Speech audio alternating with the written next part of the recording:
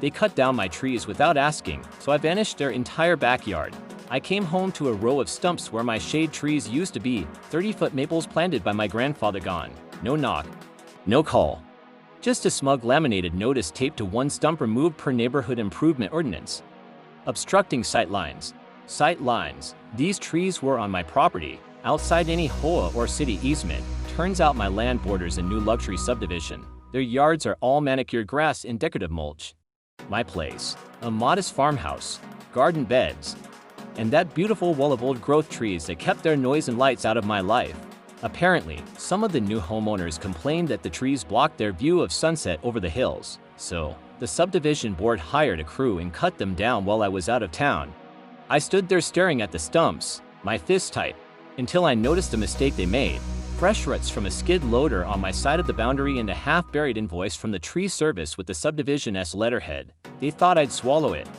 They were wrong because here's what they didn't realize: the wide, lush lawn behind their rows of homes, the one with their communal playground, picnic tables, and little fountain, is built on top of my irrigation line, a system my family installed decades ago to water our pastures fed by our private well.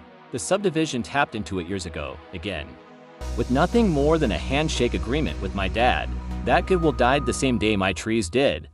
I walked to the pump house and locked the main control and shut off every valve feeding their section. Then, I drained the auxiliary tanks just to make sure. By day 2, the grass in their shared backyard was turning brown.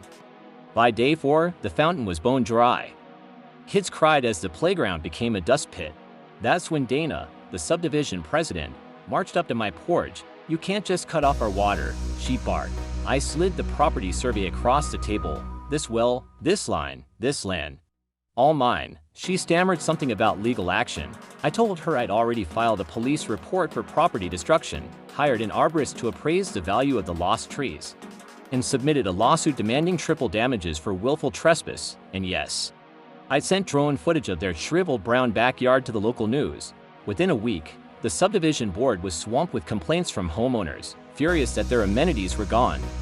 They begged to negotiate. They offered to replant the trees, pay for damages, and sign a permanent water usage contract at a fair monthly rate. I said no. Instead, I told them they could hire trucks to bring in their own water if they wanted their precious lawn green again.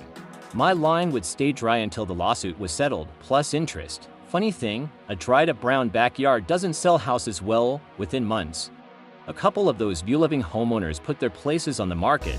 Let this be a lesson.